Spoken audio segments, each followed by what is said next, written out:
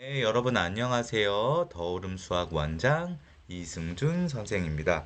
자, 오늘은요, 지난 시간에 초등학생에 이어 중학생의 성공적인 공부 방법이라는 주제를 가지고 한번 이야기를 해보려고 합니다. 어떻게 보면 가장 중요한 시기 중에 하나가 이 중학교 시기라고 생각이 듭니다. 하지만 사춘기와 여러 가지가 맞물려서 잘 보내지 못하고 정말 공부에 원동력이 생겼던 그 고등학생이 됐을 때 이 중학교 시기를 잘 보내지 못해서 우리가 한 단계 업그레이드 되는 성적을 받지 못하고 그냥 주저앉아 버리는 그런 학생들도 많이 있는 걸로 제가 알고 있습니다.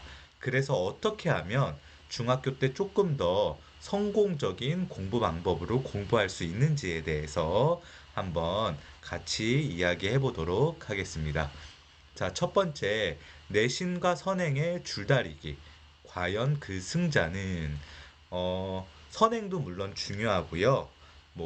진도도 중요합니다. 과학 선행, 수학 선행 다 중요합니다. 영어 모의고사 풀이, 국어 수능 모의고사 풀이도 다 중요합니다. 하지만 그것보다도 더욱더 먼저 선행돼야 되는 것이 있습니다. 그건 그것은 무엇이냐 하면 내신의 완벽성입니다. 1학년이 이제 내신이 없어졌죠. 내신이 없어지니까 중학교 1학년이 그래서 학교마다 완전히 1학년 때 시험을 하나도 안 보는 학교도 있고 한 학기만 중간 기말을 보는 학교도 있지만 그게 실제로 생기부에 들어가는 시험은 아닙니다. 그럼 실질적으로 2학년, 3학년 중간 기말, 중간 기말, 중간 기말, 중간 기말 이렇게 2년 동안 보는 시험을 잘 준비를 해서 고등학교로 올라가야 되는데요. 물론 우리가 특목고를 갈 게 아니라면 중학교 성적이 그렇게 크게 중요하지는 않습니다. 하지만 제가 많은 아이들을 가르쳐 본 결과 중학교 성적이 퍼펙트하게 좋았던 친구들이 고등학교 성적이 좋은 친구들이 많이 있습니다. 개 중에서는 중학교 성적이 퍼펙트하게 좋았던 친구들 중에 고등학교 올라가서 1등급을 받지 못하는 친구들도 있습니다. 그거는 9등급제에서 1등급이 상위 4%까지였기 때문에 그런데 이제 5등급 체제로 바뀌었습니다. 상위 10%까지가 1등급인 이 체제에서는 더욱더 중학교 성적이 중요한 그런 시점이 되었습니다.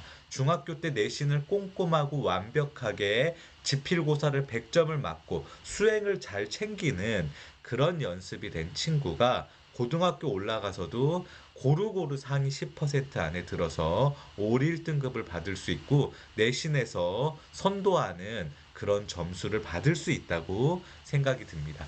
여기에 한 가지 더 추가돼야 되는 것들이 있습니다.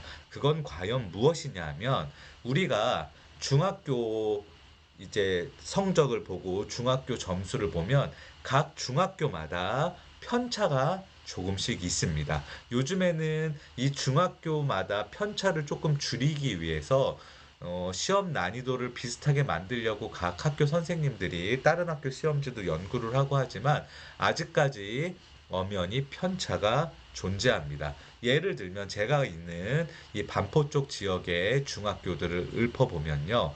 신동중, 경원중, 원촌중, 그 다음에 서일중, 서운중, 신반포중, 반포중, 세화여중 이렇게 학교들이 있는데 이 학교들 중에서 그래도 아직까지 서운중, 신반포중, 반포중, 신동중 요 네 학교는 시험이 쉽게 나오는 학교들 중에 하나입니다. 평균 점수 특히나 수학 같은 경우 평균 점수를 보면은요. 점수가 어떻게 나오냐 하면 시험이 조금 어렵게 나오는 학교들 같은 경우 기준으로 보면 평균 점수가 한 70점 중반에서 초반 아주 어렵게 나올 때는 60점 후반까지도 나오는데 이렇게 쉽게 나오는 학교들 같은 경우에는 평균 점수가 70점 후반에서 80점 초반까지도 평균 점수가 나오는 것을 볼 수 있습니다. 평균이 80점 가까이 또는 80점을 넘어가게 나온다는 것은 굉장히 쉬운 학교죠. 이런 학교에서 GP를 100점을 받지 못했다. 그러면 선행을 아무리 많이 했다고 할지라도 아무 소용이 없습니다. 무조건 GP를 100점을 받고 GP를 100점을 받는 거를 떠나서 우리 학교는 시험이 쉽게 나오니까 내신 공부는 조금만 하고 선행을 더 나간다. 그러기보다는 아무리 시험이 쉽게 나오는 학교라고 할지라도 내가 혹시나 요번에 우리 학교가 어렵게 나오면 어떡하나라는 그런 전제하에서 각 그 재학년에 안 풀어본 문제가 없이 정말 많은 숨어있는 문제까지 풀어보는 연습. 이런 연습이 굉장히 중요합니다. 이런 연습이 되어 있어야 고등학교 내신을 조금 더 꼼꼼하게 빈틈없이 완벽하게 할 수 있다는 거죠. 이게 조금의 선행을 더 나가는 것. 조금의 선행을 더 완벽하게 만드는 것보다 훨씬 더 중요하다는 것을 우리 부모님들이 꼭 알아주셨으면 좋겠는데 아직까지는 우리 부모님들이 이런 부분에 대해서 중요하게 생각하시는 것 같지 않아서 참 마음이 많이 아픕니다. 아이를 입시를 마무리를 해보고 전체 아이의 20년, 21년 포트폴리오를 한번 생각을 해보면 아마 이 시기가 가장 중요하고 요때 내신을 더 챙기지 않았던 거에 대한 후회함을 가지고 계시는 부모님들이 많이 있을 거라고 제 의견에 동의하시는 부모님들이 많이 있을 거라고 생각이 듭니다. 하지만 그분들은 경험해 본 다음에 후회를 하는 거고 똑같은 길을 걸어갔을 때 이렇게 해라고 이야기하지만 우리가 그 시점에 있었을 때는 그 부분이 눈에 잘 보이지는 않습니다. 먼저 그 부분을 눈에 잘 보고 선점하는 부모님과 아이들이 조금 더 내신과 성적에서 우위를 점할 수 있지 않을까 싶은 생각이 듭니다. 자, 두 번째는요. 모든 과목을 챙기는 꼼꼼함은 중학교 시기가 마지노선이다. 앞에서 이야기했던 부분이랑 연결되는 이제 부분이기는 한데요. 우리가 중학교 때 연습을 해야 되는 부분은 고등학교를 올라갔을 때 단 한 번의 실수도 하지 않기 위한 연습입니다. 중학교 때는 앞에서도 이야기했지만 특목고를 갈 게 아니라면은 한 번 정도 성적이 낮게 나와도 두 번 성적이 낮게 나와도 전혀 상관이 없습니다. 하지만 고등학교는 내가 한 번 성적이 낮게 나오면 물론 만회할 수 있기는 하지만 내가 목표하는 대학을 가는데 굉장히 큰 데미지가 생기게 됩니다. 이런 것들이 있기 때문에 우리가 내가 이렇게 점수를 받거나 아니 내신을 하거나 했을 때 이 중학교 때 이미 꼼꼼한 연습이 완벽하게 완성이 되어 있어야 합니다. 보통 중학교는 전 과목 내신을 4주 정도 잡고 우리가 준비를 합니다. 시험 공부의 양이 고등학교랑 비교했을 때 절반에서 3분의 1 수준입니다. 보통 고등학교는 학기 중에는 절대 선행을 나가지 않습니다.